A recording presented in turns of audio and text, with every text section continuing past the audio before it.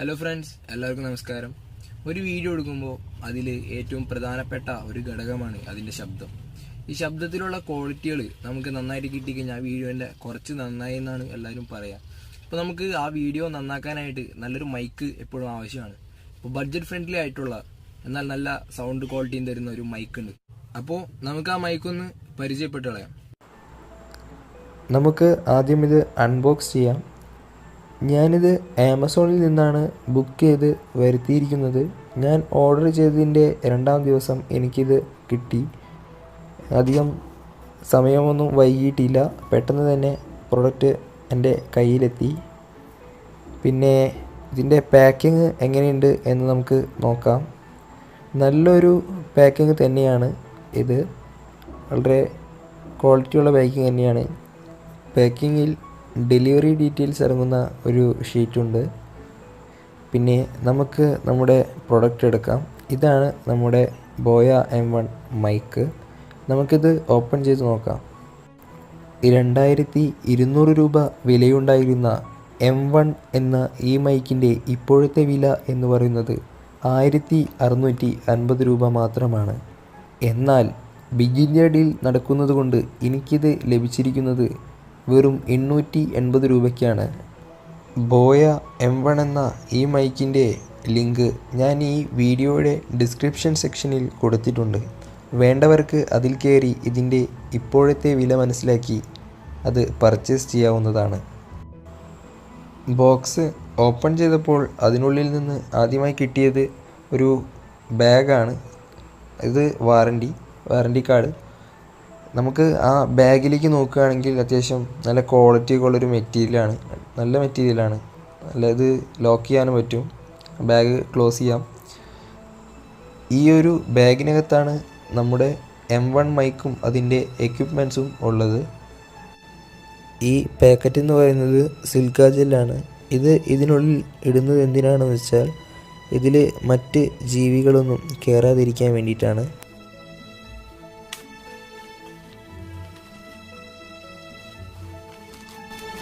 നമ്മുടെ മൈക്ക് നോക്കാം. ഇതാണ് നമ്മുടെ മൈക്ക്. 20 മീറ്റർ വീതി ഉണ്ടെന്നാണ് പറയുന്നത്. 20 മീറ്റർ നീളം ഉണ്ട് ഇതിന്.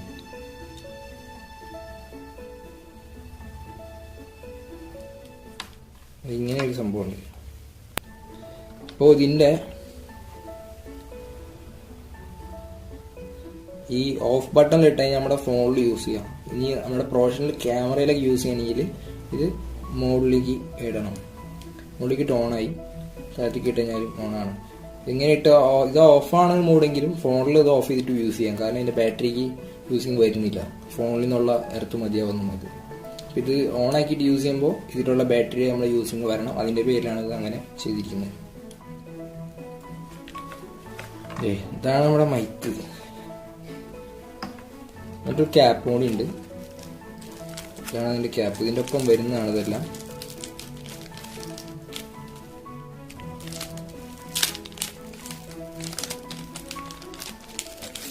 ഇത് ഒരു ബാറ്ററിയാണ്. ഇത് ഇതിൻ്റെ ഉള്ളിൽ ഇട്ട് കൊടുക്കണം. ബാറ്ററി പിന്നെ ഒപ്പം വരുന്ന സംഭവമാണ്. ഇത് നമ്മൾ ഷർട്ടിലൊക്കെ പിൻ ചെയ്ത് വയ്ക്കാനായിട്ട് വരുന്നൊരു ക്ലിപ്പാണ്. ശേഷം നല്ല ബലമുണ്ട്, അങ്ങനെ ഒടിഞ്ഞൊന്നും പോവില്ല. നല്ലൊരു ക്ലിപ്പാണിത്. നമുക്ക് DSLR ക്യാമറയിലൊക്കെ കണക്ട് ചെയ്യാനായിട്ട് യൂസ് ചെയ്യുന്ന സാധനമാണ്. ഇതുപോലുള്ള സംഭവമാണിത്. മറ്റും യൂസ് നമുക്ക് ചെയ്യാൻ പറ്റും. നമ്മുടെ പഴയ ആംപ്ലിഫയറിലൊക്കെ മൈക്ക്, റിയൽ മൈക്ക് കുത്തുന്ന സംഭവം ഇത് തന്നെയാണ് യൂസ് ചെയ്യുന്നത്. നമുക്കത് കണക്ട് ചെയ്യാൻ പറ്റും. ഇതാ അതേപോലെ ഇതിൻ്റെ ഇത് നമ്മുടെ ഈ മൈക്കിൽ ഇടാനായിട്ടുള്ള ഒരു സ്പോഞ്ചാണ്. നമ്മൾ ഇത് ഇൻസെർട്ട് ചെയ്ത് കൊടുക്കണം.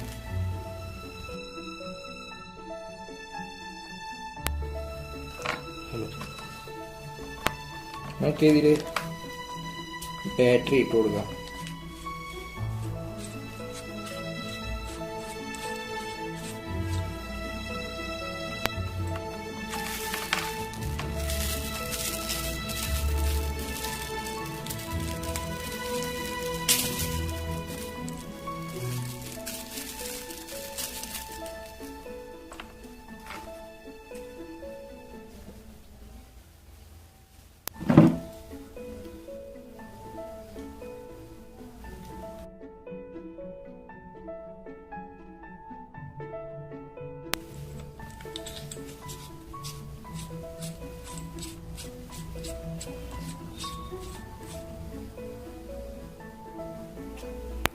ഈ മൈക്കിൻ്റെ വയറിൻ്റെ കാര്യം എടുത്ത് പറയാതിരിക്കാൻ പറ്റില്ല.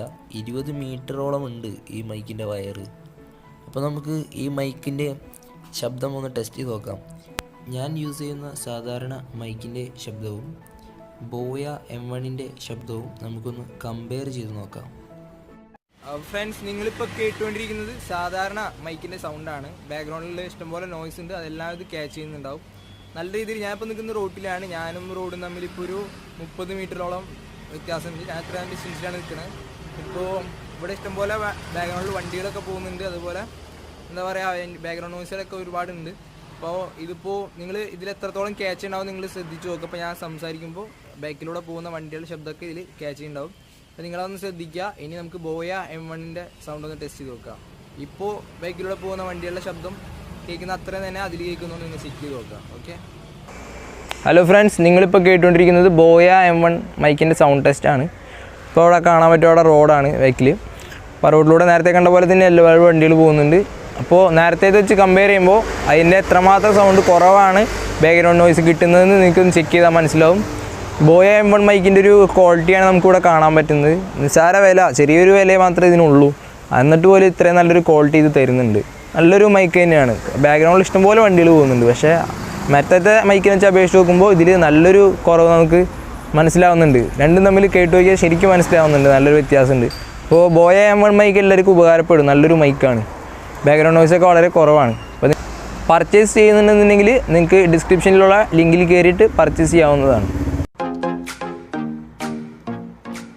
നിങ്ങൾ ഈ ചാനൽ ഇതുവരെ സബ്സ്ക്രൈബ് ചെയ്തില്ലെങ്കിൽ ഇപ്പോൾ തന്നെ ഈ ചാനൽ സബ്സ്ക്രൈബ് ചെയ്ത് അടുത്ത് കാണുന്ന ബെൽ ബട്ടൺ ക്ലിക്ക് ചെയ്യുക.